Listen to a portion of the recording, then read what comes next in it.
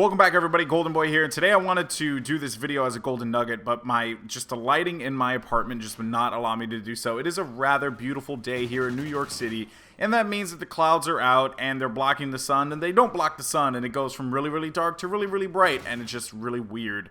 I don't have a studio, which is something I just, got to deal with. So anyway, I decided to do this video over some gameplay. This is me playing one of the new Devastation maps, so just enjoy the gameplay, but stay for my beautiful voice. Anyway, alright, so we got to talk about these rosters because there is a lot to talk about here, and I think one of the big things to take away from this is it's not necessarily a shock the world kind of thing that it was previously advertised. It's shocking in the sense that, seeing these players together, but not as shocking as I know it was initially supposed to be.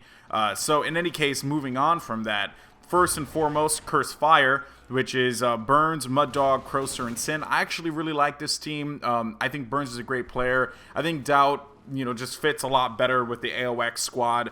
But, Burns should definitely fit in there as well. They're three really easy to get along with people, so I think that they're going to do really well. And then there's CurseLV or CurseATL, or God knows what they're calling themselves. And that's Parasite, Enable, Tipsy, and Mochilla, which, when you look at that on paper, it's interesting. It's going to be an interesting squad. Seems like Tipsy and Mochilla are going to primarily be focused on the slaying, while Parasite will be playing that more support role, and Enable will be playing the objective role.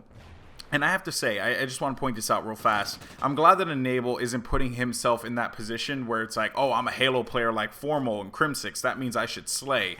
No, do what you feel you're comfortable with. So if Enable feels comfortable playing the objective, I think it's going to work out pretty well for them. And then there's Curse Youth, of course, which is Realize, Attach, Diabolic, and Miyagi, which we knew about before. And then there's the new Curse Australian squad, Curse AU, which is T1.Dotters. And I just want to say, I felt like they should have kept the name T1.Dotters or T1. It just would have made more sense. It would have kept that team or made that team a little bit more appealing. I think Curse AU just doesn't really sound that good to me, but it is what it is. And moving on, I just want to point out, there are a lot of rosters for this Curse organization. I mean, way too many, I would have to say. And then there's the Justice lineup as well. We'll talk about them in a little bit. That's Stainville, Neslo, Killa, and Miracles. I'm just going to say real quick, I think this roster is a pretty good roster and could do very well. And I like the fact that Neslo said in the interview that he did with eSports Report that they were not going to focus on beating complexity. Like the way FaZe Black has pretty much built this roster around, they're going to focus on getting into the top 4 and then worrying about it from there. So I give them all the credit in the world for going in that direction. That was definitely a really smart play. But in talking about this Curse lineup, and this is my gripe, right? I feel like you're housing 16 players, right? You have 16 players in one organization. That is just too much, in my opinion. That is just too much. I personally feel like it makes a lot of sense to have, 2 teams. If you want to have 2 teams, cool. But 4 teams, I feel like it's just a little bit too much. And I just don't see how the fans are going to get attached to anyone besides the fan bases that they already have. Enable is a well-known Halo player. He'll be fine, right? Parasite, he'll be fine. Tipsy, he'll be fine. But I don't see any of them benefiting from this because they are going to have to deal with the spotlight of, 12 other teammates, right?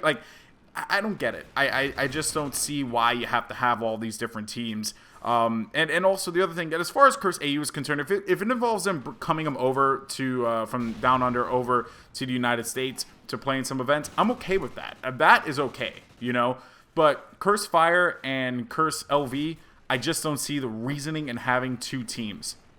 I truly do not.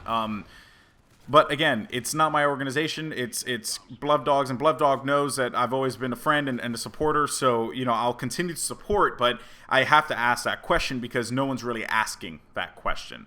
I don't know how you guys feel about it, though. Sound off in the comment section down below. Do you feel like Curse really needs all these teams, especially considering they had 2 teams and neither of them qualified for champs? Do you think it's necessary? Sound off in the comment section down below. Let me know what you guys think about all this. Of course, you guys were taking a look at some gameplay. Hope you enjoyed the gameplay as well. But I'm so sorry I didn't get to do this as a golden nugget like I initially wanted to. Just, Mother Nature sometimes has her ways. If you happen to like this video, you can hit the like button. It's a thumb. You get the clickety-clack going on. Take it over to the subscribe button. You do the same thing there. My name is Golden Boy. Thank you guys so much for watching. Take care, and as always, keep on winning. Peace.